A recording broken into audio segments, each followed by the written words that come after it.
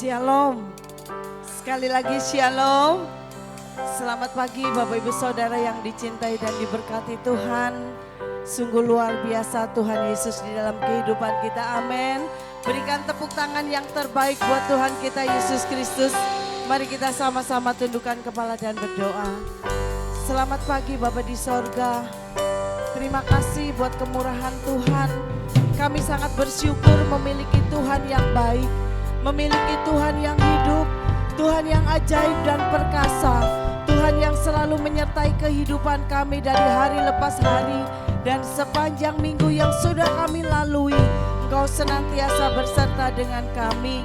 Saat ini Tuhan, kami membawa persembahan pujian kami ke hadirat-Mu. Biarlah pujian kami ini Tuhan boleh menyenangkan hati Engkau dan boleh memberkati setiap kami yang datang pada pagi hari ini. Kami menyerahkan ibadah pagi ini ke dalam tangan-Mu Tuhan. Dari awal, pertengahan hingga akhirnya Engkau sudah hadir di tengah kami semua. Dan di dalam nama Yesus, ibadah yang diberkati Tuhan boleh menjadikan satu persembahan yang berkenan di padamu Tuhan. Di dalam nama Yesus, haleluya, amin. Lewat pengorbanan Tuhan Yesus di kayu salib, kita semua boleh diselamatkan Tuhan. Amin Tuhan.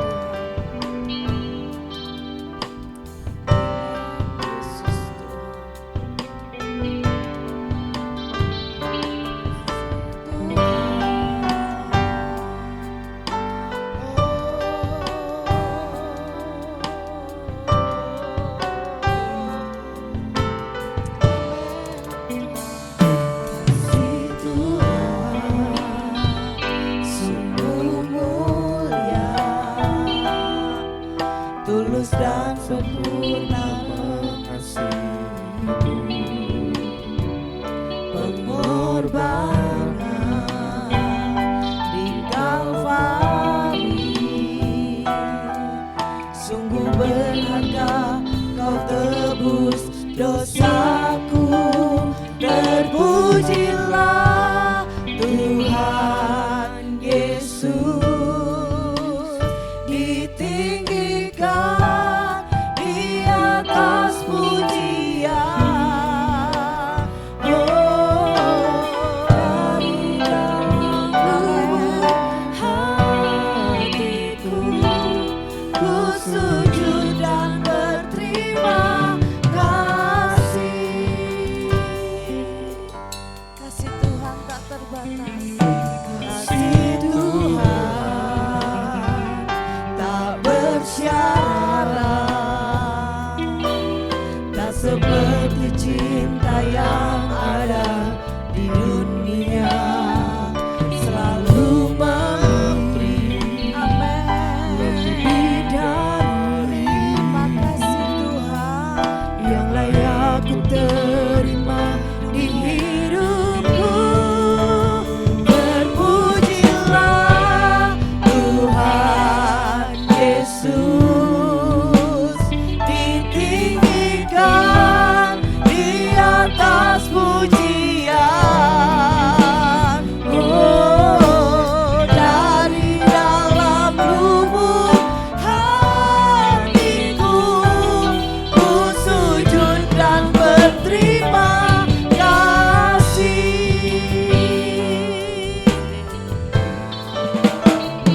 Kasih Tuhan sungguh mulia, tulus dan sempurna mengasihi-Mu, pengorbanan di Kalvari sungguh berharga. Kau tebus dosaku, terpujilah Tuhan Yesus, ditinggikan di atas pujian. Oh, dari dalam lubuk hatiku, ku sujud dan berterima kasih. Kasih Tuhan tak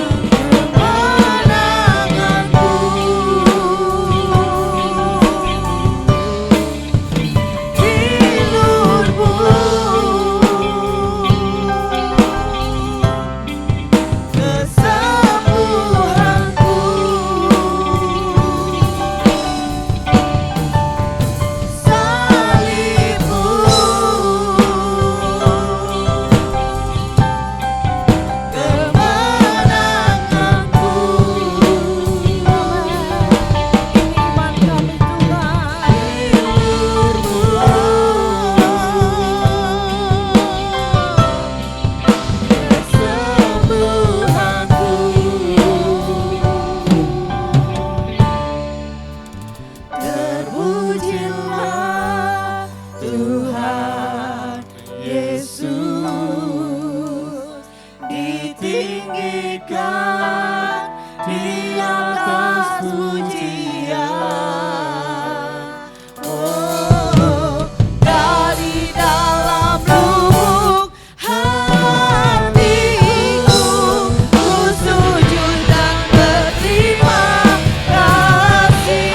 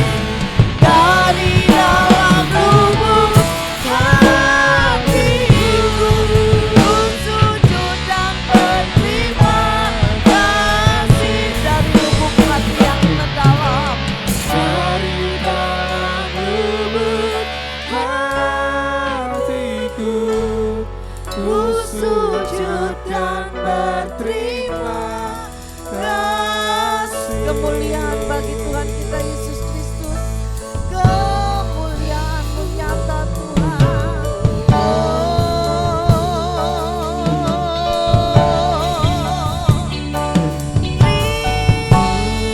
Terima kasih.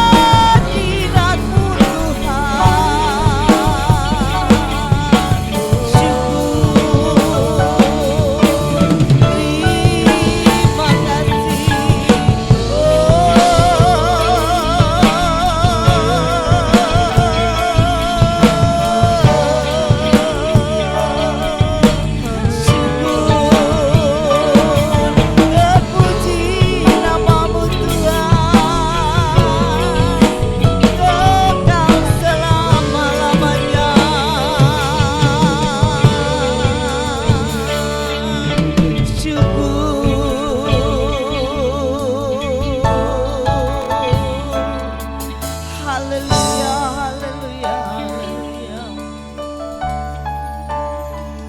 Setiap lutut bertelut dan setiap lidah mengaku bahwa Yesus Kristus adalah Tuhan Juru Selamat di dalam kehidupan kita semua. Pagi hari ini kita mau agungkan Tuhan, kita mau tinggikan Yesus, karena Tuhan Yesus Kristus sudah hadir di tengah-tengah kita semua. Dia Allah yang sumber kekuatan dalam setiap kehidupan kita. Amin. Haleluya.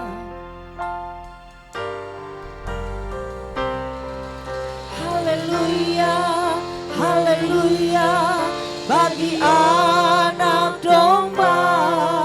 Haleluya, haleluya, darahnya meneguhkan setiap lidah, suku bangsa, semua makhluk dan pulau.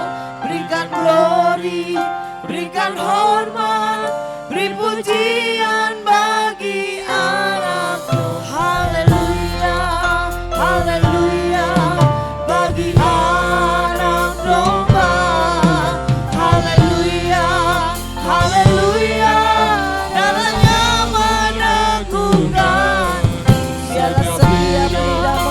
suku bangsa, semua makhluk dan pulau. Berikan glory, berikan hormat, beri pujian bagi anak. Haleluya, haleluya, bagi anak domba. Haleluya,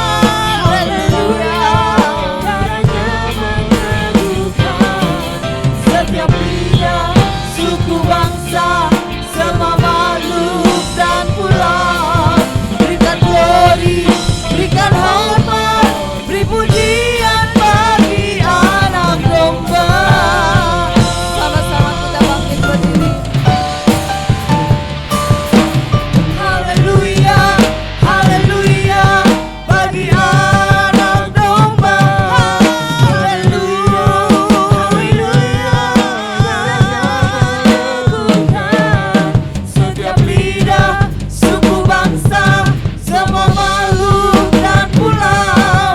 Berikan glory, berikan hormat, beri pujian bagi anak. Haleluya, haleluya, bagi anak domba. Haleluya, haleluya, darahnya meneguhkan setiap lidah, suku bangsa, semua makhluk dan pulau. berikan glory, berikan hormat, beri pujian bagi anak domba. Beri pujian bagi anak domba. Beri pujian bagi anak domba. Yesus Sang Raja. Kemuliaan bagi Tuhan Yesus. Yes. Terima kasih Tuhan Yesus. Sukacita sorgawi sudah hadir di tengah-tengah kami semua. Kami percaya setiap anak-anak-Mu Tuhan boleh dilawat oleh Tuhan dengan sukacita yang sorgawi. Kami siap memuji nama Tuhan, kami siap mempermuliakan nama Tuhan. Di dalam nama Yesus, semua yang siap memuji Tuhan sama-sama katakan amin. Sekali lagi tepuk tangan buat Tuhan kita Yesus Kristus. Tuhan Yesus sungguh luar biasa. Dia mati di atas kayu salib untuk menebus dosa kita. Ada kuasa di dalam setiap pujian yang kita naikkan kepada Tuhan.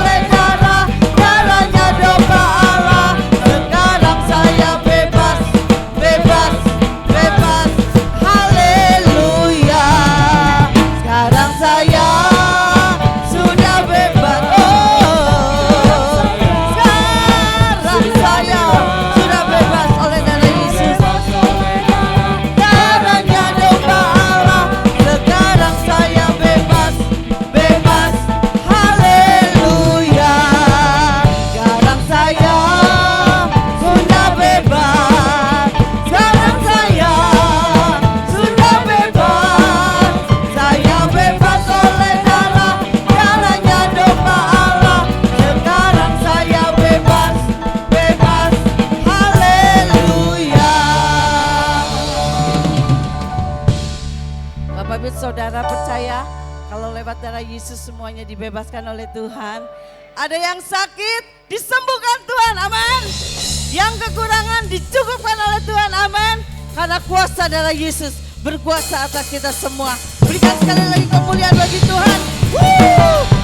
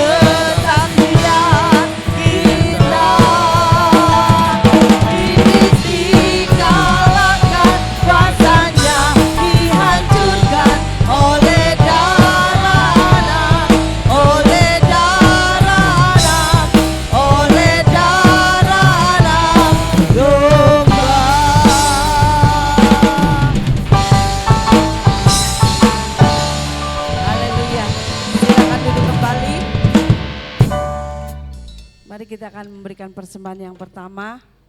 Sama-sama kita akan tundukkan kepala dan petugas silakan untuk maju.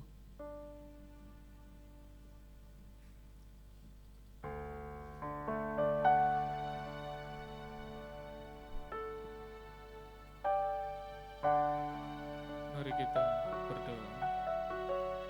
Terima kasih Tuhan buat berkat yang Tuhan berikan di dalam setiap kehidupan kami. Kami telah memuji menyembah Engkau Tuhan. Kini tiba saatnya kami akan memberikan yang terbaik buat-Mu Tuhan Yesus. Berkati setiap persembahan kami Bapa. Biarlah persembahan ini dapat berguna untuk memperluas kerajaan-Mu di tempat ini Tuhan Yesus. Terima kasih Tuhan, terima kasih. Hanya di dalam nama Tuhan Yesus kami berdoa dan mengucap syukur. Haleluya. Amin.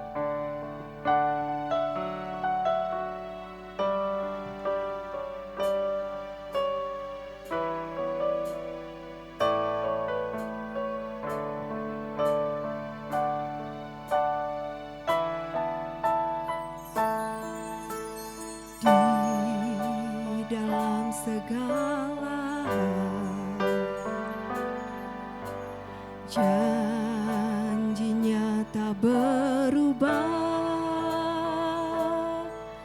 Apa yang sudah difirmankan terjadi saat kita percaya.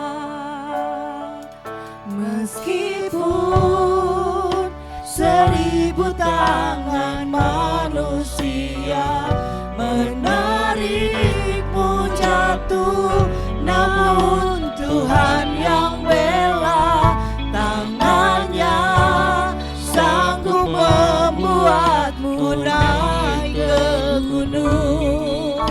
Percayalah, Tuhan yang bela.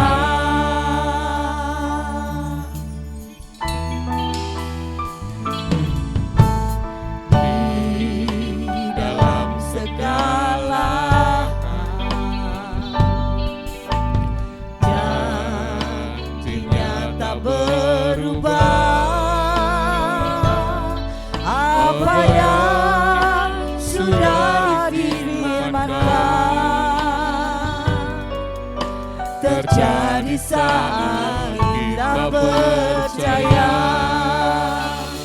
Meskipun 1000 tangan manusia menarikmu jatuh, namun Tuhan yang bela, tangannya sanggup membuatmu naik ke gunung.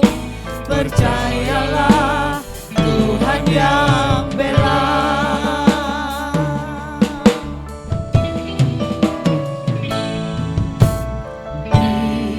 Di dalam segala janjinya tak berubah. Apa yang sudah difirmankan terjadi saat kita percaya. Meskipun 1000 tangan manusia menarikmu jatuh, namun Tuhan yang bela, tangannya sanggup membuatmu naik ke gunung. Percayalah, Tuhan yang bela.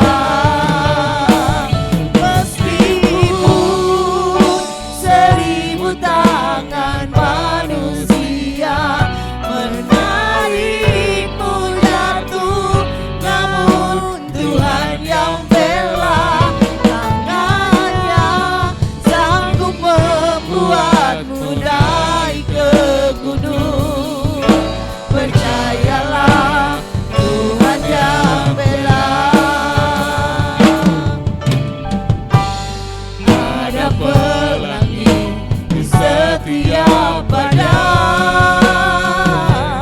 dan ada tawa di setiap air mata. Ada berkat di setiap cobaan, dan jawaban di setiap doa.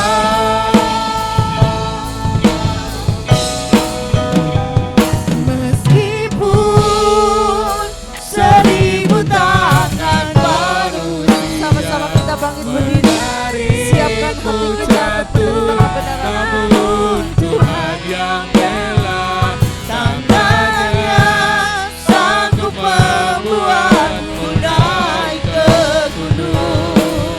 Percayalah, Tuhan yang bela. Meskipun 1000 tangan manusia menarikmu jatuh, namun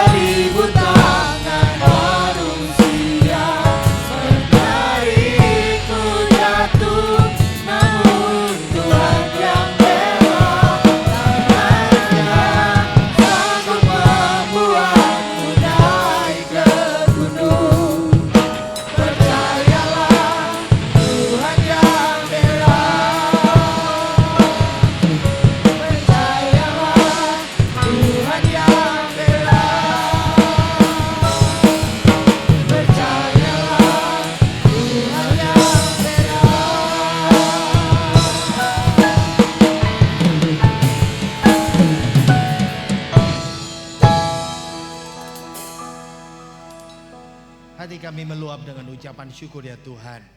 Karena kami tahu Tuhan Engkau Allah yang sungguh dahsyat, sungguh ajaib, sungguh luar biasa dalam kehidupan kami. Biarlah kami selalu dalam kehidupan kami melihat bahwa Engkau satu-satunya Tuhan kami, satu-satunya Allah kami, satu-satunya juru selamat dalam kehidupan kami ya Tuhan. Ada banyak hal yang terjadi, kami tahu ya Tuhan, Engkau sanggup membela kehidupan kami. Terima kasih Tuhan, terimalah persembahan hati kami, terimalah persembahan pujian kami, boleh menyenangkan hatimu ya Tuhan. Dan tiba saatnya kami semuanya boleh mendengarkan firman-Mu. Kau juga berkati anak-anak sekolah minggu yang akan beribadah juga.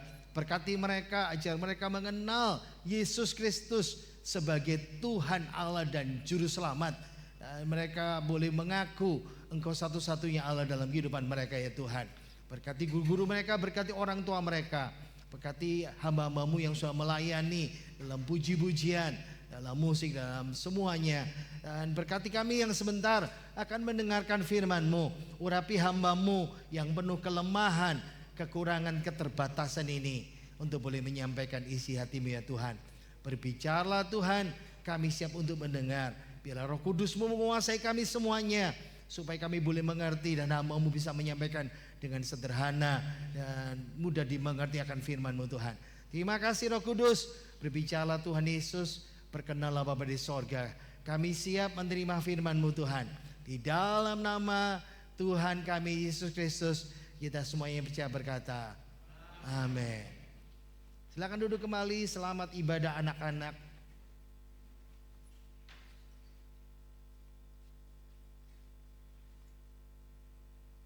Sebelum firman Tuhan akan disampaikan, akan ada penyerahan anak, ya, baby anak namanya Rachel. Kalau saya bilangnya Rachel ya,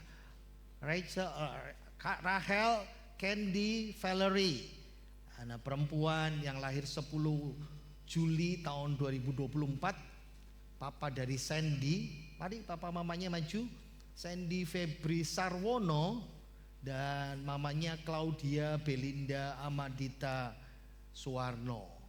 Ini buyutnya Tante Tarmin ini ya, luar biasa sekali. Silahkan duduk Pak di situ, suami istri.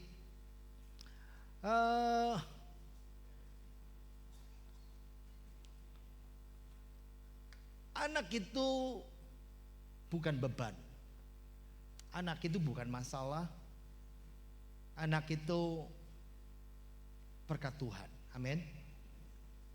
Sesungguhnya buah kandungan adalah suatu upah, kata Mazmur. Dan kita tahu bahwa setiap orang tua Kristen yang dapat karunia, dapat berkat anak, dia punya kewajiban. Yang pertama, anak itu harus dibesarkan dalam Tuhan. Banyak orang berpikir bahwa dibesarkan dalam Tuhan itu tanggung jawab gereja. Anak dibawa ke gereja, lalu ibadah di gereja, berkembang lagi, anak mulai pelayanan. Alkitab berkata kepada kita, saya bacakan dari Ulangan pasal 6 ayat yang ke-7, Ulangan 6 ayat 6 dan 7. Apa yang kuperintahkan kepadamu pada hari ini haruslah kamu perhatikan. Lihat ayat 7. Haruslah engkau mengajarkannya berulang-ulang. Haruslah engkau mengajarkannya berulang-ulang kepada anak-anakmu dan membicarakannya apabila engkau duduk di rumahmu. Nah, itu Alkitab berkata dengan jelas ya. Anak itu harus dididik, dibesarkan di dalam Tuhan. Itu bukan tanggung jawab gereja. Anak harus ibadah, harus pelayanan. Tapi orang tua punya kewajiban mendidik, membicarakan firman Tuhan itu berulang-ulang di rumah. Apabila engkau sedang dalam perjalanan, apabila engkau berbaring, dan apabila engkau bangun. Tanggung jawab orang tua yang kedua adalah harus mengenalkan anak-anak itu Yesus Kristus sebagai Tuhan Allah dan Juru Selamat pribadi. Itu kewajiban semua orang tua, membesarkan di dalam Tuhan. Dan yang kedua, anak itu harus mengenal Yesus Kristus sebagai Tuhan Allah dan Juru Selamatnya. Itu sebabnya Bapak Ibu Sandy, saya tanya, maukah Bapak Ibu membesarkan anak Rahel ini dalam Tuhan? Amin. Yang kedua, maukah Bapak Ibu Sandy memperkenalkan Yesus Kristus sebagai Tuhan Allah Juru Selamat pada Rahel? Amin. Ayo kita berdoa, kita menyerahkan anak ini ke dalam tangan Tuhan. Kami bersyukur Tuhan, Engkau boleh memberkati baby Rahel ini. Engkau yang sudah memberikan berkat anak ini Tuhan. Kami menyerahkan baby Rahel ke dalam tangan-Mu. Demi nama Bapa, Putra, Kudus, kiranya turun ke atas-Mu berkat-berkat melimpah rohani jasmani dalam kehidupan-Mu. Diberkati hidup-Mu oleh Tuhan, dan apapun kebutuhannya Engkau berkati dengan luar biasa. Anak itu berkat Tuhan, dan kami percaya Tuhan menyediakan berkat-berkat yang melimpah dalam kehidupannya, masa depannya, sekolahnya, perjodohannya, dan terlebih hidupnya di dalam Tuhan. Dalam nama Tuhan Yesus, berkat rohani, berkat jasmani boleh melimpah dalam kehidupannya. Sekarang hamba-Mu juga menyerahkan papanya ke dalam tangan-Mu. Ajar dia mengenal Yesus Kristus dan mengenalkan bahwa keluarganya sungguh-sungguh mengenal dan takut akan Tuhan, menjadi seorang imam dalam keluarga yang membawa seluruh keluarganya takut akan Tuhan dan mengajarkan kebenaran-kebenaran dalam kehidupan keluarganya Tuhan. Berkati kehidupannya, berkati pekerjaannya, berkati juga istrinya Tuhan. Dan kami percaya Tuhan Kau juga berkati Bella sebagai istri yang baik, sebagai mama yang baik, yang bisa membesarkan bersama-sama anaknya dalam Tuhan. Kiranya diberkati juga hidup-Mu, rumah tangga-Mu, segala kebutuhan dan pekerjaan-Mu oleh Tuhan. Berkat Tuhan melimpah rohani jasmani. Dalam nama Tuhan Yesus Kristus, haleluya. Amin. Tuhan berkati, Tuhan berkati. Jim, bantu tolong ambilkan surat piagam itu di atas, kasihkan ke papanya. Sini Jim. Makasih. Ini surat penyerahan gereja. Iya. Iya. Tuhan berkati. Oke. Ya. Silakan duduk kembali.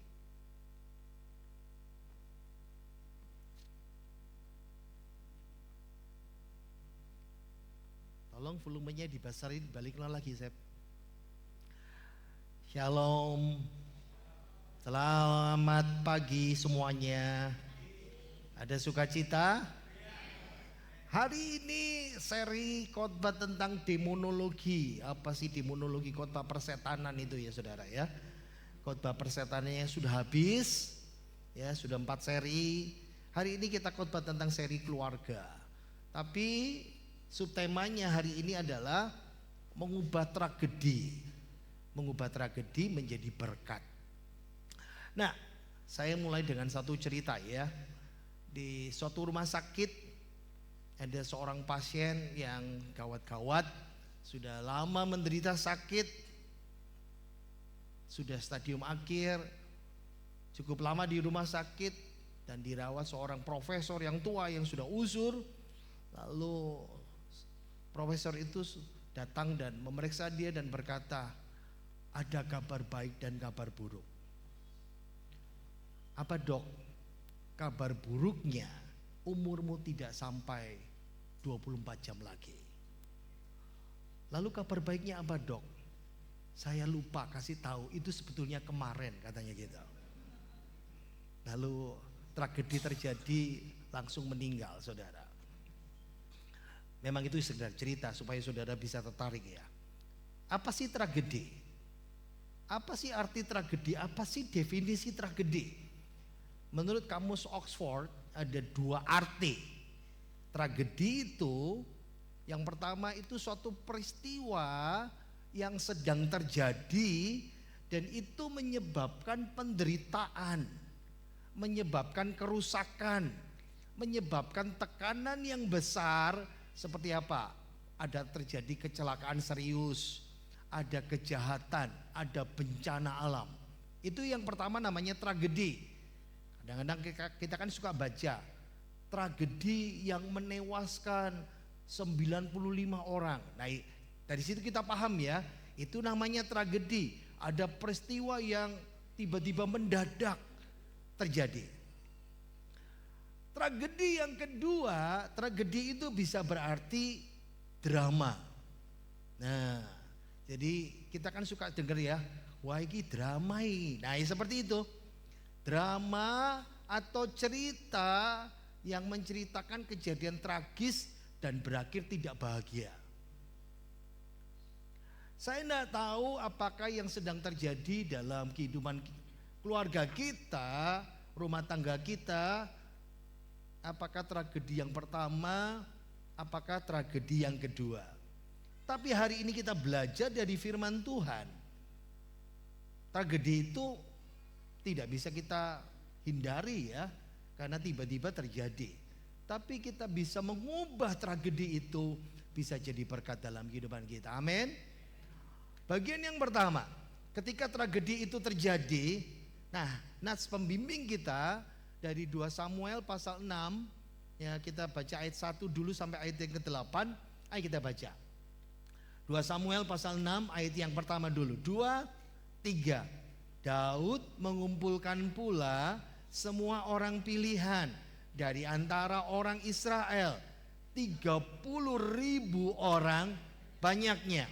Kemudian bersiaplah Daud lalu berjalan dari Baale Yehuda dengan seluruh rakyat yang menyertainya untuk mengangkut dari sana tabut Allah yang disebut dengan nama Tuhan semesta alam yang bertakhta di atas kerubim. Mereka menaikkan tabut Allah itu ke dalam kereta yang baru. Setelah mengangkatnya dari rumah Abinadab yang di atas bukit, lalu Usa dan Ahio, anak-anak Abinadab, mengantarkan kereta itu. Usa berjalan di samping tabut Allah itu, sedang Ahio berjalan di depan tabut itu. Sambil dilihat gambarnya ya, oh kayak gitu modelnya, seperti itu.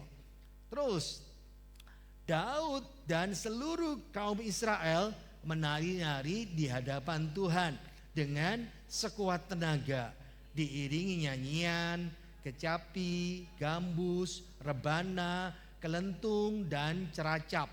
Ketika mereka sampai ke tempat pengirikan Nahon, maka Usa mengulurkan tangannya kepada tabut Allah itu, lalu memegangnya karena lembu-lembu itu tergelincir. Sambil dibayangkan, tabutnya dinaikkan di kereta, lalu ketika jalan nanjak itu berbatu, mau jatuh, refleks dipegang yang seperti itu ya.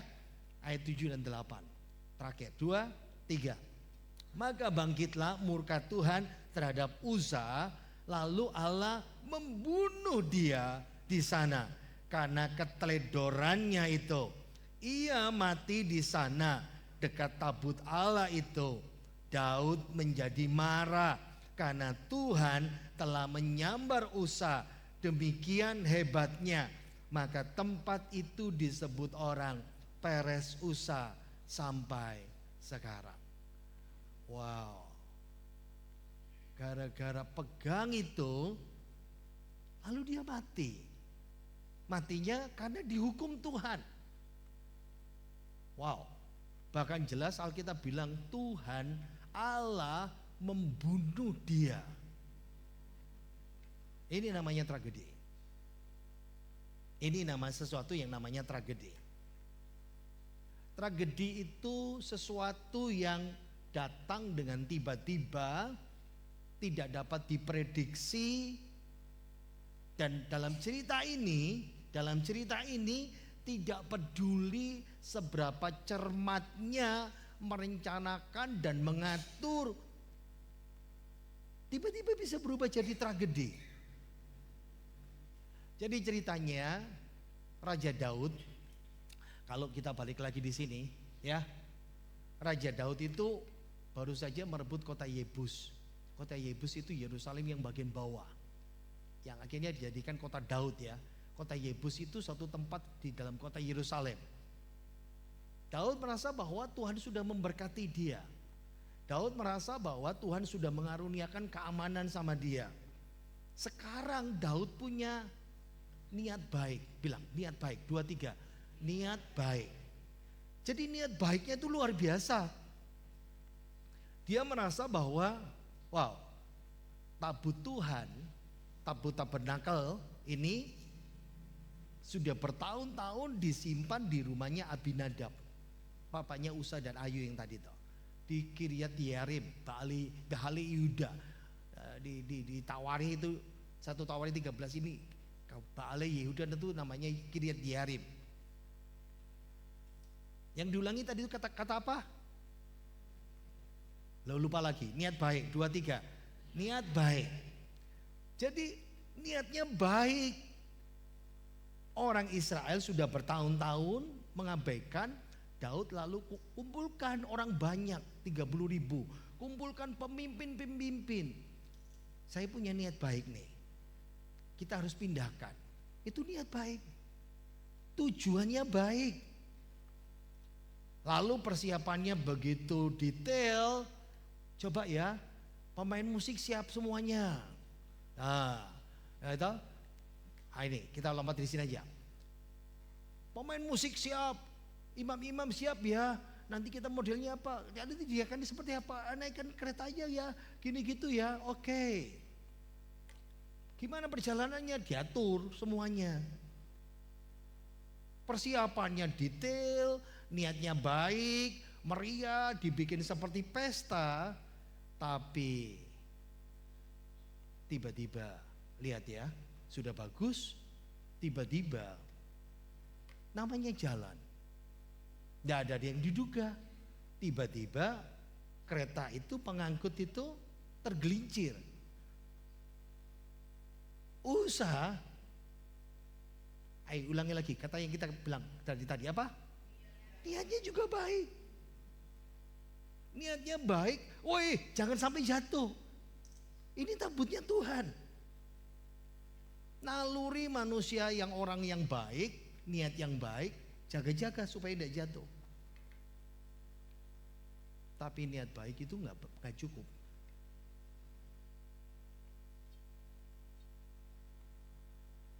Ketika dia pegang, Tuhan murka. Perayaan langsung berhenti. Saudara bisa bayangkan ya, lagi nari, musik, ya, ceracap, kelentung, tung gitu kayak gitu ya. Tak yang piang, musik sama kayak kecapi itu kayak gitar seperti itu ya. Ramai, sukacita untuk Tuhan. Dengar ya. Tiba-tiba hening. Tidak nyaman. Bingung. Pikirkan. Tragedi terjadi karena niat baik. Tujuan rohaninya baik. Memikirkan Tuhan, tabut dibiarin bertahun-tahun. Salahnya di mana? Salahnya dalam kesalahan menanganin. Tuhan mendisiplin Uza, dihukum mati langsung. Kenapa? Uza melupakan betapa sucinya tabut perjanjian itu. Tabut itu nggak boleh disentuh. Tabut itu jangankan disentuh, dilihat manusia, mata kepala manusia biasa. Loh, ini imam, nggak boleh. Hanya imam tertentu yang boleh masuk. Jadi kalau mereka masuk di ruang Maha Kudus itu ditutup dulu. Yang nutup imam besar dulu. Selesai, harus bawa kayu pengusung, lalu setelah ditutup rapat berlapis-lapis, baru boleh orang masuk ngangkut itu. Pahami, di satu sisi Tuhan mau kasih contoh supaya orang itu belajar menghormati Tuhan. Karena tabut ini kalau kita bilang ini simbol, ini gambaran, ini tipologi Kristus. Masih dikuduskan, disucikan. Ya, saya nggak tahu tragedi-tragedi apa yang sedang terjadi dalam kehidupan saudara dan saya, dalam keluarga kita. Tapi kadang-kadang tragedi itu seperti ini terjadi. Kita bukan punya niat jelek, kita bukan punya niat jahat. Kadang-kadang kita sama seperti Daud ya. Kita nggak ngerti, kita nggak paham.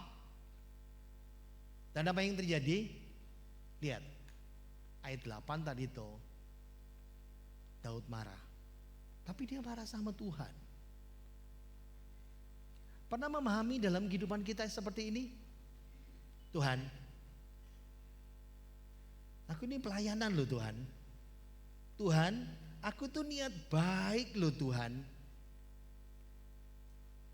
Kok Tuhan keras seperti ini? Kita seperti Daud, tidak paham, niat baik, tujuan baik. Reaksi yang pertama adalah manusiawi. Kalau kita marah, kita bisa berubah. Wow. Pertanyaannya, kenapa Usa kok dihukum sama Tuhan? Itu ceritanya sama seperti di Perjanjian Baru ya. Ketika anaknya Safira menipu, membohongin Tuhan, langsung dihukum mati. Apa tujuannya? Supaya orang lain jadi takut. Saudara mesti paham ya. Nah ini sama persis. Tujuannya baik, niatnya baik, tapi begitu terjadi tragedi, orang mulai jadi takut. Tapi tunggu dulu. Reaksi yang paling pertama kali adalah kita suka marah sama Tuhan. Jujur saja akui. Dan Daud dia berubah, ayat 9, dia jadi takut sama Tuhan. Ini reaksi yang paling betul dalam kehidupan kita kalau tragedi itu mulai terjadi dalam hidup kita ya. Apa tragedi apa yang saudara alami dan saya? Dari situ Daud mulai cooling down. Di ayat 10 Daud berhenti. Ingat ya, dari marah sama Tuhan, hatinya berubah jadi takut sama Tuhan. Nah, itu merubah kita ya, pikiran kita ya, hati kita ya. Lalu mulai cooling down. Kalau gitu gak bisa diterusin ini. OPT dom ditaruh di rumahmu ya. Sebentar. Ada suatu kisah nyata, saya mau kasih ilustrasi. Ada anak yang umur 3 tahun, dia main-main, papanya punya bengkel, ya. Papanya lagi kerja, anak itu lagi main, tak tok gitu. Ada perkakas itu. Dan tanpa sengaja di tempat kerja ayahnya itu, papanya itu, anak 3 tahun ini naas, tragedi terjadi. Tiba-tiba alat perkakas itu meluncur, kena mata kanannya, nusuk. Wow. Pada waktu itu pengobatan gak seperti sekarang ya, penanganannya terlambat,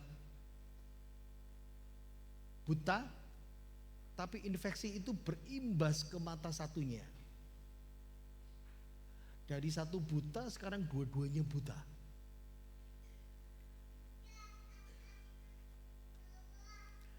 Ada saat-saat di mana kita harus memikirkan dalam kehidupan kita, kalau saudara sedang mengalami tragedi nih sekarang ya, mengalami tragedi. Engkau marah, oke cukup. Tapi jangan lama-lama. Engkau harus belajar untuk takut sama Tuhan. Karena Daud ngajari kita, firman Tuhan ngajari kita. Lalu yang ketiga, kita mulai cooling down. Ingat ya, kalau saudara suka olahraga, habis olahraga keras, apa yang dilakukan kita? Pendinginan. Nah itu cooling down itu ya. Supaya apa? Kalau tragedi terjadi, otak kita ini panas, hati kita ini panas, mental kita emosi. Kalau panas kita ambil keputusan yang salah. Kita nggak bisa bikin keputusan yang betul. Kita nggak bisa tunjukkan belas kasihan juga. Otak kita tidak bisa berpikir dengan jernih. Dan itu sebabnya cooling down itu bukan kalah dan menyerah. Tapi bagi jiwa dan roh kita dan tubuh kita harus dingin dulu. Nah kalau kita orang Kristen, kita bawa hidup kita, bilang sama Roh Kudus, Roh Kudus ambil alih hatiku. Amin. Itu cara firman Tuhan melihat tragedi dalam kehidupan kita. Yang kedua, belajarlah untuk bisa menganalisa salahnya di mana ini. Yang pertama, Daud dia marah, tapi dia biarkan ketika dia cooling down, ditaruh dan dia pulang ke Yerusalem, dia mulai banyak memikirkan dan melihat kira-kira salahnya di mana sih. Kita ini banyak kehilangan rasa hormat dan kekaguman yang seharusnya dimiliki terhadap kekudusan Tuhan. Lihat ya, siapa yang dihukum Tuhan? Usa. Balik lagi ya, kita bilang tadi itu yang dua kata tadi itu apa tadi itu? Lu lali. Niat baik. Daud niatnya baik, orang Israel niatnya baik, Usa niatnya baik. Tapi Usa dia harusnya tahu, dia hidup sehari-hari bertahun-tahun dengan papanya bagaimana menanganin tabut itu. Tidak ada salah. Karena ayahnya ngajarin betul. Tapi ini kan peristiwa tiba-tiba terjadi kan. Ingat ya, saya bacakan di Habakuk 1 ayat yang ke-13 versi NIV, New International Version. Matamu terlalu suci untuk melihat kejahatan. Matamu terlalu suci untuk melihat dosa. Engkau tidak bisa menoleransi kesalahan. Wow. Saudara mesti paham ya, Tuhan tidak jahat. Kenapa Ananias dihukum langsung mati? Di perjanjian baru. Kenapa di perjanjian lama? Kenapa Usa langsung dihukum mati? Jawabannya satu. Allah itu kudus. Jangan main-main sama Allah. Jangan pernah main-main dengan Allah. Ketika tragedi terjadi, saatnya kita berpikir, aku salah apa enggak? Pasti salah. Secara manusia kita selalu berdosa di hadapan Tuhan. Tidak ada seorang pun yang tidak berdosa. Betul enggak? Dan jangan lupa kita sedang berhadapan dengan kekudusan Tuhan.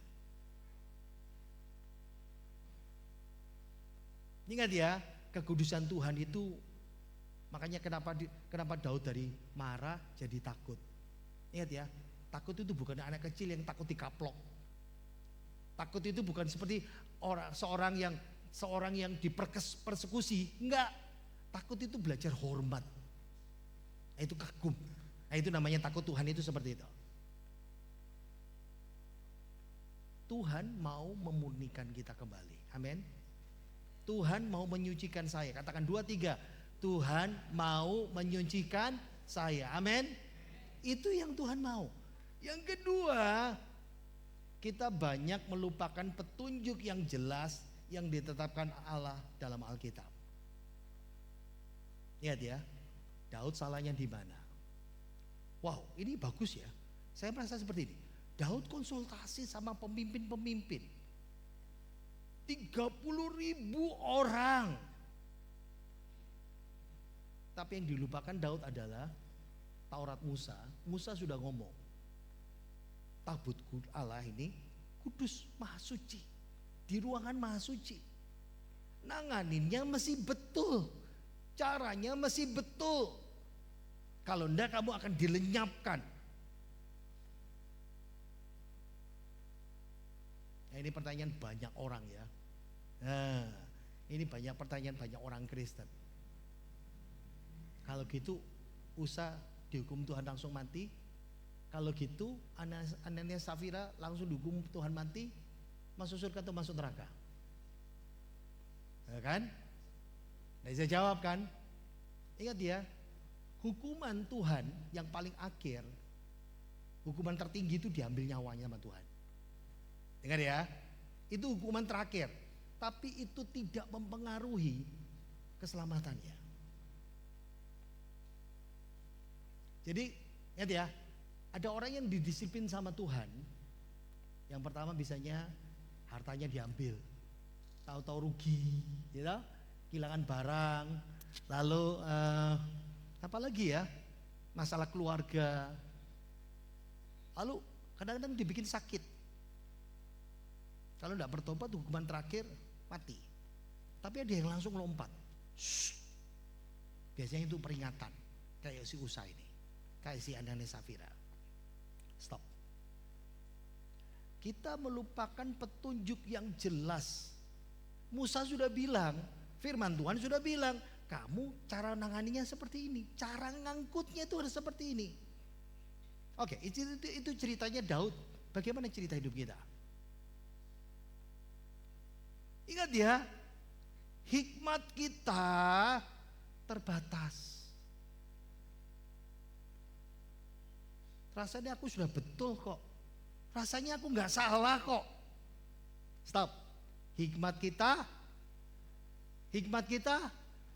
terbatas. Hikmat Allah tidak terbatas. Amin. Amin. Mau tahu caranya betul? Apa kata firman Tuhan? Kalau nggak ada begini, firman Tuhan bilang apa? Mesti rendah hati, mesti taat sama firman Tuhan. Bagian ketiga, kita sering melupakan pelajaran sulit yang dilewati di masa lalu. Daud lupa. Ingat ya, kenapa tabut ini ada di rumah Aminadab?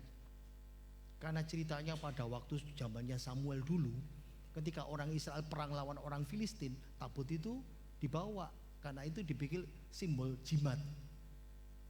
Ternyata tabut ini dirampas.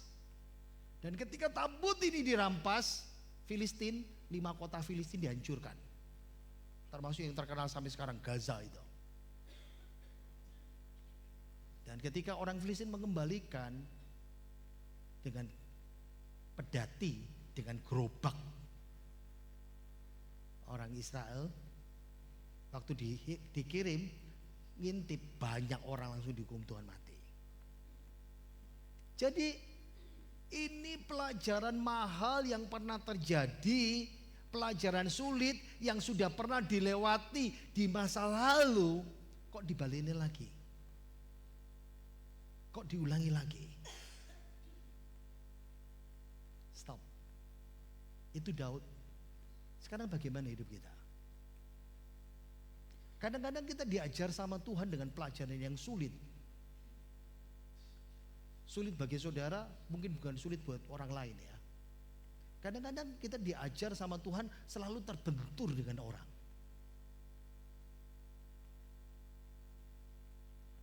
Kenapa? Tuhan mau mengajar saudara bagaimana menangani hubungan itu. Mengampuni, amin. Pemulihan, amin.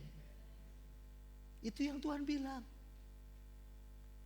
Tapi pelajaran sulit itu selalu kita hindari dalam kehidupan kita.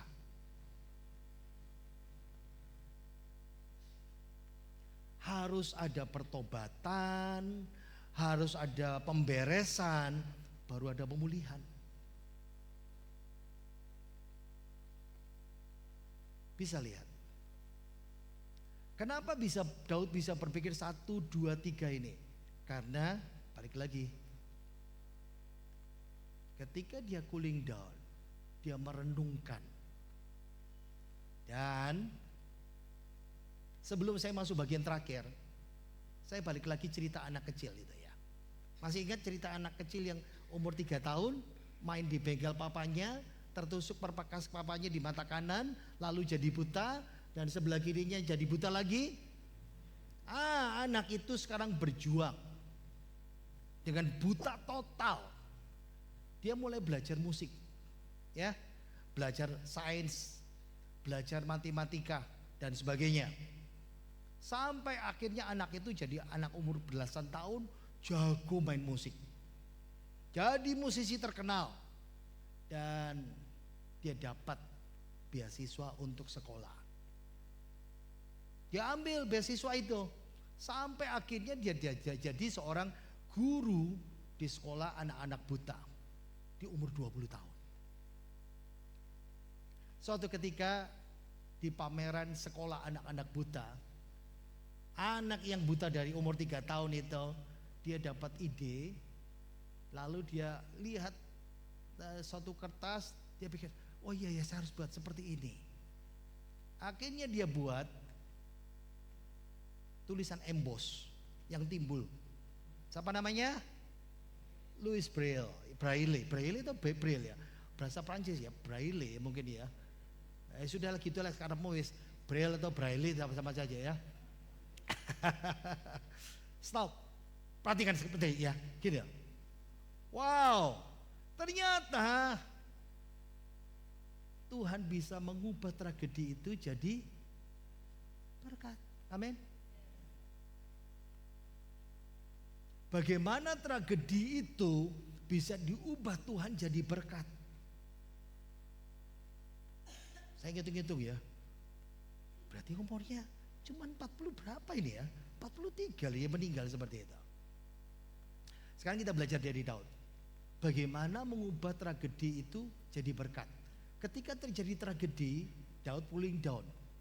Nah, ditaruh di rumahnya Obed Edom. Ayo kita baca. 2 Samuel pasal 6 ayat 11. 2, 3. 3 bulan lamanya tabut Tuhan itu tinggal di rumah Obed Edom, orang Gad itu. Dan Tuhan memberkati Obed Edom dan seisi rumahnya. Kalau Daud sudah bisa berpikir jernih, dia terima laporan.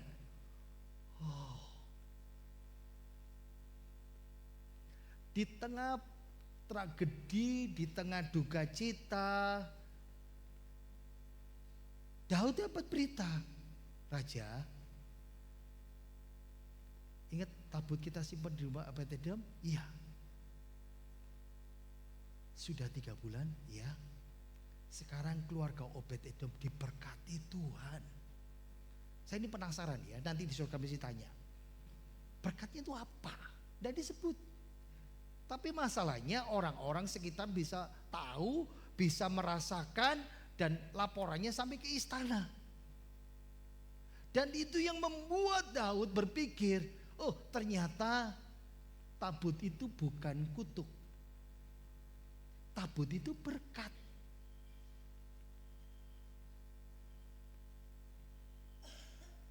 Sekarang saya mau saudara rubah pikiran kita. Itu Daud, sekarang kita gimana? Seringkali kita berpikir seperti ini ya. Saya kok semakin dekat sama Tuhan, saya semakin terlibat pelayanan, saya semakin dekat sama Tuhan, kok rasanya kok ada tragedi. Jadi senyum-senyum sekarang semuanya ya. Kok rasanya kok tambah gesekan. Jangan mengambil keputusan yang salah, jangan mengambil kesimpulan yang salah. Yang salah bukan niat baik kita.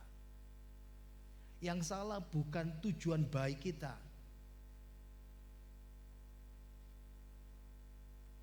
Jangan mengambil keputusan yang salah, minta Roh Kudus ambil alih kehidupan saudara sekarang. Amin. Daud paham caraku salah. Daud paham Tuhan sedang membentuk dia. Daud paham Tuhan sedang membentuk para imam-imam itu yang salah.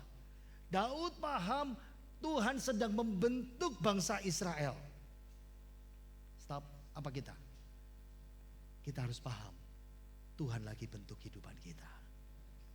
Kita lihat, kalau kita betul, tragedi itu bisa jadi berkat. Ketika Raja Daud mulai berubah, menyadari, dia lihat firman Tuhan, dia sadari kesalahannya, dia mau bertobat. Ingat ya, bertobat itu dia berubah. Dia perbaikin itu. Lalu dengan caranya, oh sekarang kita ambil, kita pindahkan lagi, harus dipikul. Pakai tongkat, ditutup. Nanti 7 langkah kita bikin persembahan untuk Tuhan. Musiknya enggak salah, tujuannya enggak salah, cara kita salah. Apa yang terjadi? Setelah selesai, setelah sampai, kita baca 2, 3. Setelah Daud selesai, diberkatinya bangsa itu demi nama Tuhan semesta alam. Sekarang ngerti ya? Dari tragedi berubah, keluarga Obed-Edom jadi contoh. Sekarang bangsa Israel yang diberkati seperti Tuhan. Lalu setelah selesai Daud dia pulang. Saya pakai versi firman Allah yang hidup karena bahasa firman Allah yang hidup itu cocok kata-katanya ya. Baca 2, 3. Daud juga pulang ke rumahnya untuk memberi berkat kepada keluarganya. Stop. Saudara dan saya, kita bisa rubah tragedi itu jadi berkat. Amin. Hormati Tuhan. Kita jangan melihat siapapun, lihat Tuhan dulu.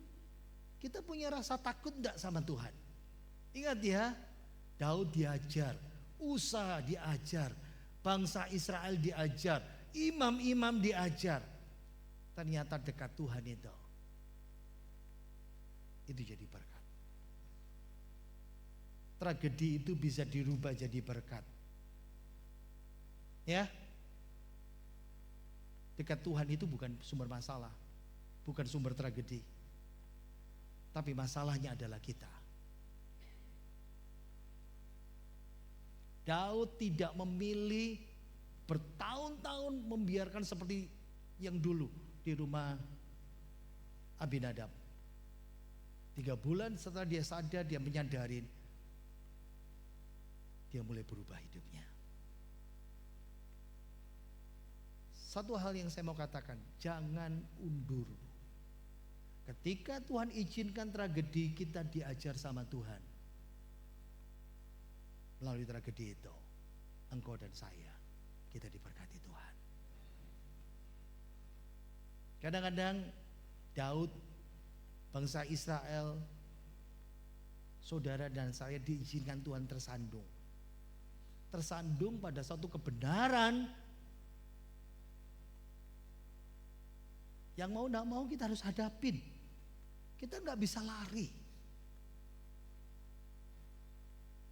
Tapi yang menarik sebetulnya kalau di khotbah ini diteruskan ya, istrinya melecehkan dia. Istrinya nggak mau berubah. Masa raja kok kayak gitu? Raja kok nari-nari telanjang, mempermalukan dirinya. Tuhan hukum, tidak dapat anak. Sederhananya seperti ini ya. Kalau hari-hari ini saudara sedang mengalami tragedi-tragedi yang berat dalam hidup ini, firman Tuhan sudah ngajarin kita, engkau bisa mengubah menjadi berkat. Saya mau tutup dengan satu kisah pemain musik siap di tempat ya. Ada seorang penambang ya, tukang tambang ya, tambang di terowongan itu. Dia seorang yang terbaik, seorang yang expert, ahli. Jadi selalu orang-orang muda belajar sama dia. Jadi kalau ada orang baru, bosnya selalu bilang, tuh belajar sama bapak itu. Dia pegawai teladan, pekerja keras, dan yang paling penting adalah dia orang Kristen yang takut sama Tuhan. Lalu terjadi suatu kecelakaan kerja. Jadi wow, ini yang membuat dia merasa bahwa Tuhan, rasanya hidupku itu sempurna. Kecelakaan kerja ini membuat pegawai terbaik ini, pegawai teladan ini, anak Tuhan yang sungguh-sungguh ini membuat dia jadi cacat. Dan karena dia cacat tidak bisa jadi pegawai tambang lagi. Bahkan cacatnya itu membuat dia sedikit agak badannya sedikit agak ringkih. Membuat dia banyak duduk dan berbaring di ranjang. Tidak bisa sembuh. Dan hidup sehari-hari hanya duduk di rumahnya, melihat di jendela kaca, karena itu tempat kecil ya, desa kecil. Dia mulai melihat rekan-rekannya dulu, anak buahnya dulu, orang-orang yang dulu belajar sama dia. 1 tahun, 2 tahun, 5 tahun, 10 tahun, 15 tahun, 20 tahun, 25 tahun. Dia sekarang jadi seorang tua yang sudah layu, dan rumah punya pun sudah mulai lapuk, bocor di sana sini. Dia masih melihat di kaca jendela yang sama, anak-anak muda yang dulu masih belajar sekarang jadi orang penting. Anak-anak muda yang dulu belajar sama dia jadi orang-orang yang sudah punya istri, punya anak, punya hidup yang lebih baik. Sementara dia anak Tuhan yang sungguh-sungguh, dia duduk hanya menonton di balik jendela rumahnya. 25-30 tahun kemudian ada seorang penambang muda. Dia berkata, "Pak, saya mau belajar sama Bapak." Saya dengar Bapak ahli sekali ya. Semua orang selalu berkata, belajarlah sama Bapak ini. Tapi Bapak orang percaya ya. Pak, saya dengar Bapak cinta sama Yesus. Maaf Pak, bagaimana setelah 30 tahun Bapak menderita seperti ini, tapi masih tetap percaya Yesus? Apakah Bapak tidak pernah berpikir untuk ragu sama Tuhan? Anak muda itu duduk di kursi reot di depannya dia. Penambang tua ini berkata, tersenyum, "Nak, selalu ada namanya hari keraguan itu. Kadang saya bisa melihat setan itu duduk di kursimu itu, menggoda saya, membisikkan di telinga saya, waktu si A lewat, waktu si B lewat. Dulu orang di bawah saya, sekarang hidup enak, kaya. Bos saya hanya ala kadarnya membantu saya setiap hari. Dia kaya raya sekali." Dan setan itu berbisik sama saya, "Apa ya? Yesus betul-betul mencintaimu?" Kadang-kadang setan itu menolehkan kepala saya ke atas, melihat yang bocor-bocor dan reot ini. Apakah Yesus betul-betul mencintaimu? Penambang muda itu heran ya. "Pak, lalu apa yang Bapak lakukan?" Saya pegang tangan setan itu, saya tunjukkan, di Kalvari Yesus mati buat saya. Itu bukti Yesus mengasihi saya. Pernahkah saudara memikirkan Yesus mati buat saudara dan saya? Kepalanya pakai makata duri, lambungnya tertikam, kaki dan tangannya dipaku. Dia bayar hutang, lunas dosa kita. Itu bukti kasih yang paling besar Tuhan dalam kehidupan kita. Pernahkah kita memikirkan masalah apapun, tragedi apapun tidak akan merampas berkat keselamatan yang Tuhan kasih kepada kita. Hari ini kalau saudara sedang merasa bahwa hidupmu tertekan, hidupmu sedang dalam persoalan, percayalah, Tuhan itu luar biasa. Kita nyanyikan pujian kita. Salibmu membuka mataku, betapa berharga nilai hidupku, menanggung semua dosaku, berikan hidupmu, menggantikan diriku, bukan karena perbuatanku, anugerah yang selamatkanku. Yesus, kaulah arti hidupku. Bila kau tak berikan nyawamu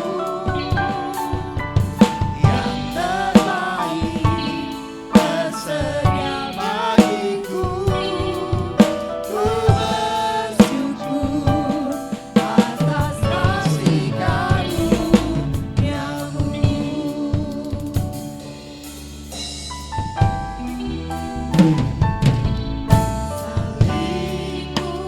Membuka mataku, betapa berharga nilai hidupku,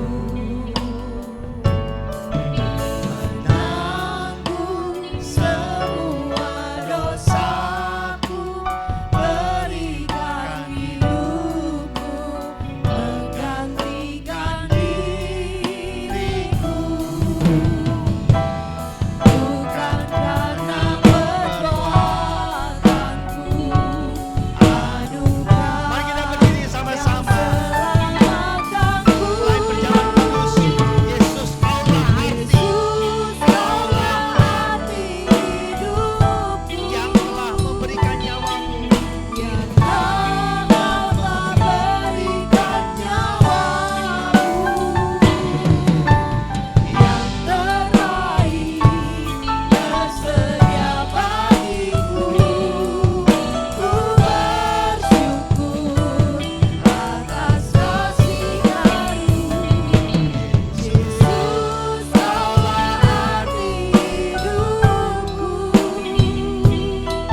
bila kau tak berikan nyawamu,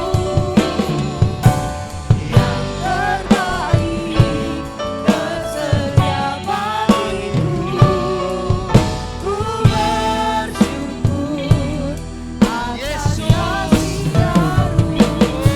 Yesus, kaulah arti hidupku, bila kau tak berikan nyawamu,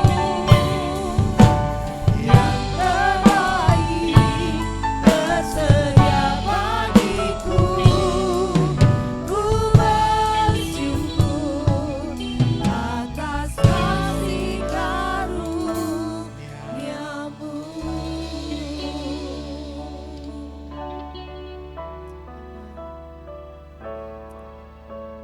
Tuhan Yesus,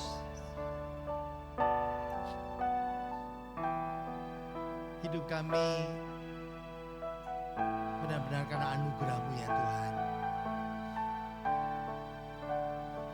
Kami anak-anak Tuhan yang kadang-kadang sama seperti Daud. Kami sudah berusaha, kami memberikan yang terbaik untuk Tuhan. Kami melayani, tapi tragedi tetap terjadi. Hari ini biarlah kami bisa melihat salib Kristus, melihat pengorbanan-Mu 2000 tahun yang lalu, yang rela memberikan nyawa-Mu ganti segala dosa kami, untuk menyelamatkan kami orang berdosa. Kami yang sebenarnya layak untuk masuk ke dalam neraka hukuman maut itu. Tapi hari ini Engkau meringatkan kami kembali. Tuhan, apa artinya hidup kami? Apa artinya yang kami miliki? Apa artinya semua kalau tidak ada keselamatan daripada Engkau ya Tuhan. Ajar kami melihat Injil itu selalu dalam kehidupan kami. Kami bukan melihat berkat, kami bukan melihat tragedi, kami bukan melihat persoalan, tapi kami melihat Injil Yesus itu selalu dalam kehidupan kami. Biarlah kebenaran itu selalu ada dalam kehidupan kami. Kami memandang Yesus sebagai Tuhan Allah dan Juru Selamat kami yang sudah mati menggantikan segala dosa kami. Biarlah melalui perjamuan kudus kami yang kami peringati pada pagi hari ini, Engkau menyucikan, Engkau menguduskan, Engkau melayakkan kami semuanya Tuhan. Sucikan alat-alat perjamuan kudus ini, sucikan hamba-hambamu yang akan melayani. Sucikan kami semua sidang jemaat-Mu, sucikan hamba-Mu yang akan memimpin, supaya kami layak bersekutu dengan tubuh dan darah-Mu. Ampuni kami orang berdosa, ampuni kami orang bebal, ampuni kami orang fasik, ampuni kami orang yang keras hati ini, biar kami boleh dibentuk oleh Tuhan. Terima kasih Tuhan, kami siap bersekutu dan tubuh dan darah-Mu. Dalam nama Tuhan Yesus, kita semuanya berjaya berkata, amin.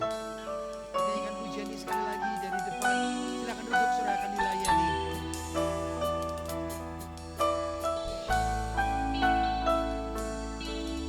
Salibmu membuka mataku, betapa berharga nilai hidupku.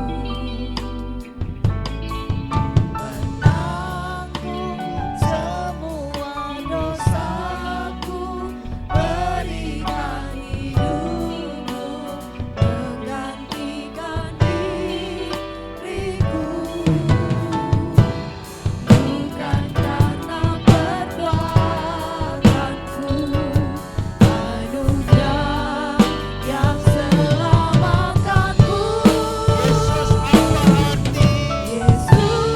apa arti hidupku,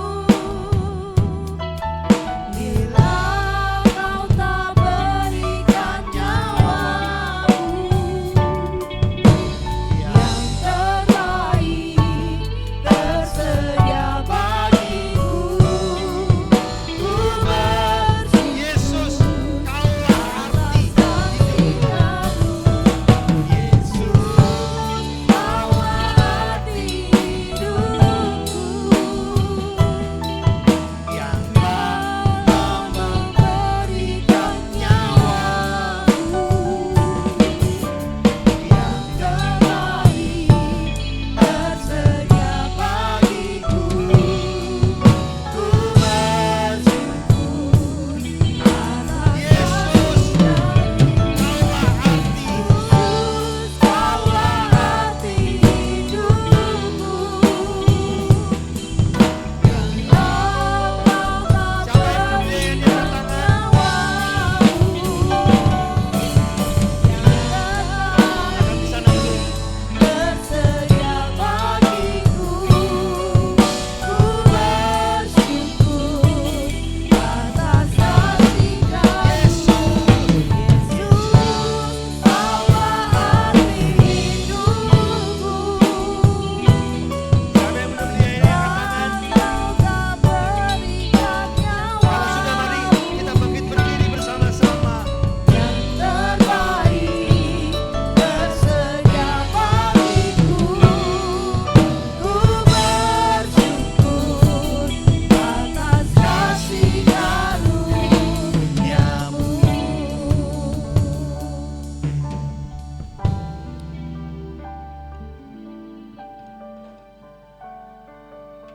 Sambil mempersiapkan perjamuan kudus ini, mari kita mengadakan pengakuan dosa kepada Tuhan. Karena firman Tuhan mengajar jika seorang tidak layak makan tubuh dan roti ini akan mendatangkan hukuman.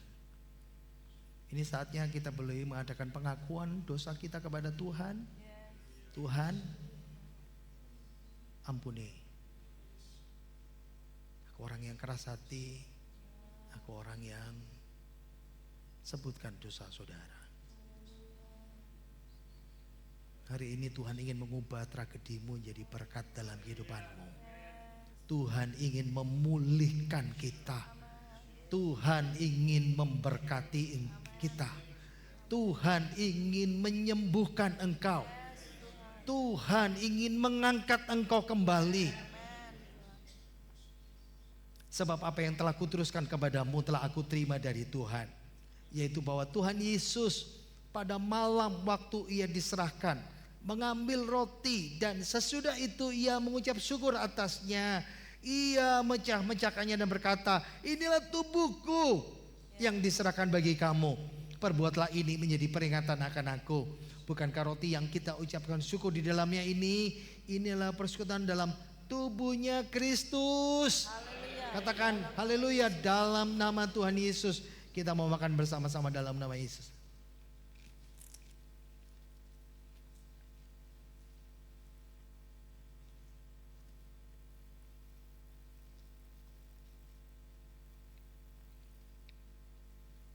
Kalau pengampunan sudah ada, berarti pemulihan itu akan terjadi dalam kehidupan kita. Demikian juga ia mengambil cawan sesudah makan, lalu berkata, cawan ini adalah perjanjian baru yang dimeteraikan oleh darahku. Perbuatlah ini setiap kali kamu minumnya menjadi peringatan akan aku. Bukankah cawan yang kita ucapkan syukur di dalamnya ini, inilah persekutuan dalam darahnya Kristus. Haleluya, katakan dalam nama Tuhan Yesus kita mau minum bersama-sama dalam nama Yesus. Kita inginkan pujian ini.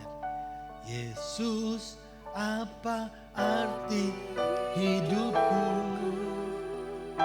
Yes. Bila kau tak berikan nyawamu yang terbaik tersedia bagiku.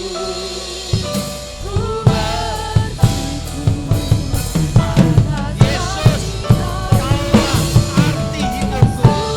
Bapak Dedi, Tuhan doa menutup firman Tuhan yang menjawab kubur. Berikan nyawamu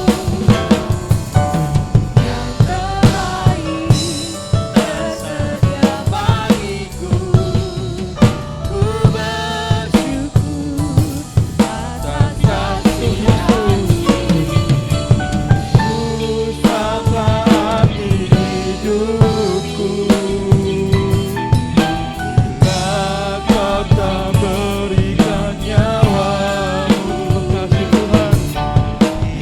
terbaik tersedia bagiku. Ku bersyukur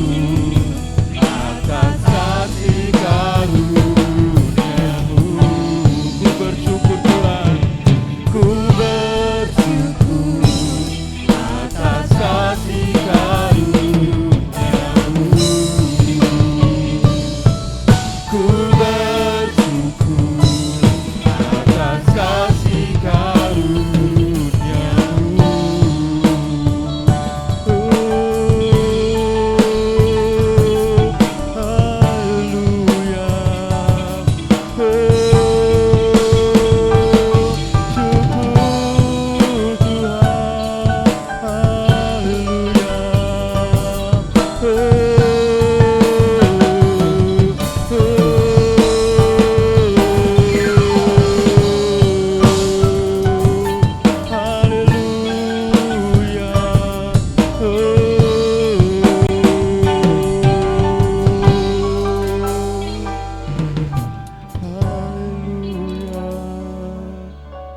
Mengucap syukur Tuhan buat pagi hari ini Bapa, buat kebenaran firman-Mu Tuhan yang sudah Engkau taburkan Bapa pada kami Tuhan.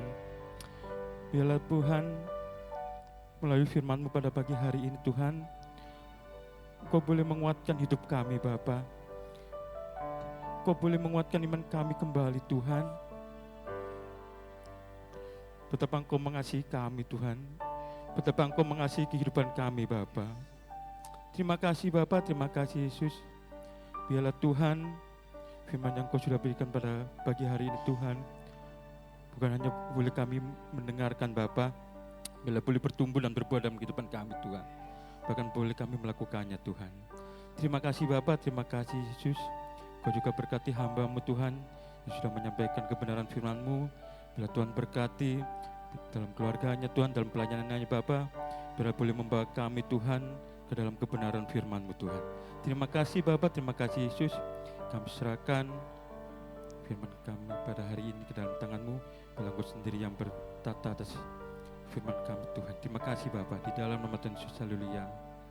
Amin.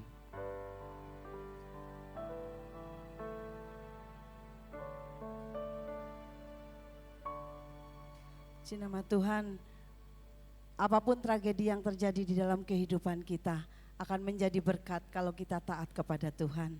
Kita akan kembali memberikan persembahan yang kedua. Mari kita akan persiapkan persembahan kita dan kita akan berdoa.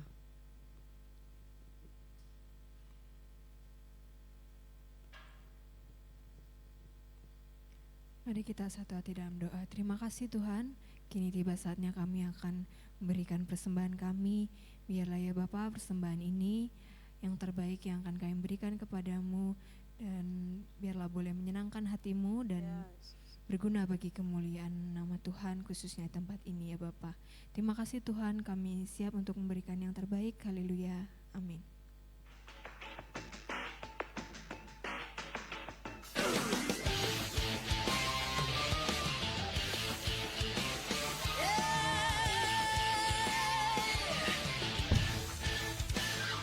Selamat ulang tahun untuk Bapak Dedi Hermawan.